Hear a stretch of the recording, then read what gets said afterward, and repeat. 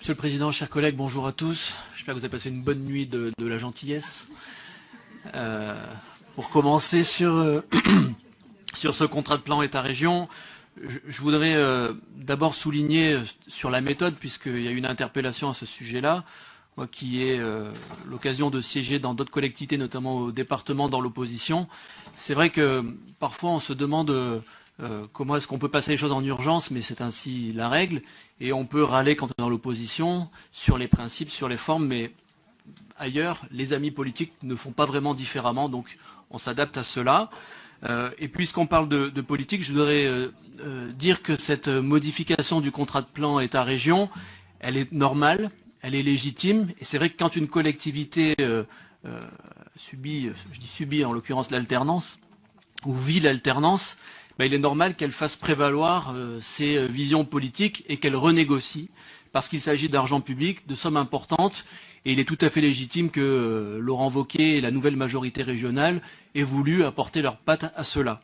Alors, on avait lu les déclarations dans la presse du président de la région, qui avaient été assez sévères d'ailleurs, il avait dit qu'il y avait des réorientations importantes à avoir, qu'il voulait toujours soutenir la métropole grenobloise, mais qu'il fallait, qu'on allait voir ce qu'on allait voir. Finalement, on se recentre un peu, mais les changements ne sont pas si importants. Ils sont même en partie positifs sur la question du montant. Hier, dans nos différentes interventions, on avait souligné la nécessité parfois d'arriver à des convergences plutôt que faire du clivage.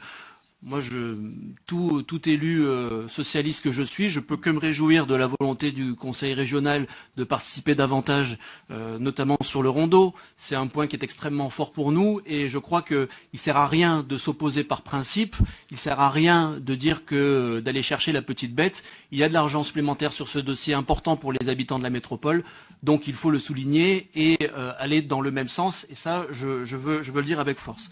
Les changements sur les axes.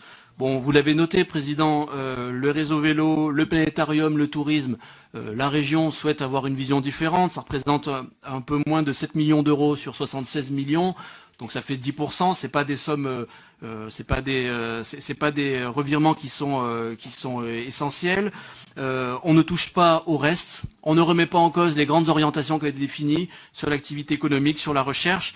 On ne touche pas le métro câble qui avait été une de nos priorités fortes et l'essentiel de ces 7 millions d'euros est recentré sur les priorités que nous avons mis en avant, l'emploi, développement économique, transition énergétique. Donc finalement, ce contrat de plan État-région, il y a une modification. On peut comprendre la volonté politique de la région, même si on n'est pas forcément toujours d'accord. Ce contrat, c'est un chemin fait l'un vers l'autre.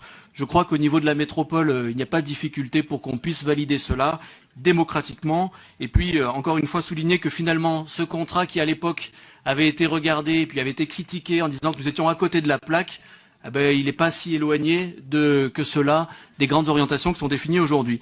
Donc il me semble que le contrat qui avait été négocié dans un premier temps par le président Kéran et par vous-même n'était pas si mauvais. Les orientations sont aujourd'hui largement confirmées, avec quelques orientations nouvelles, mais qui finalement peuvent nous aller dans la manière de travailler entre nous. Donc pour notre part, nous voterons sans difficulté ce volet.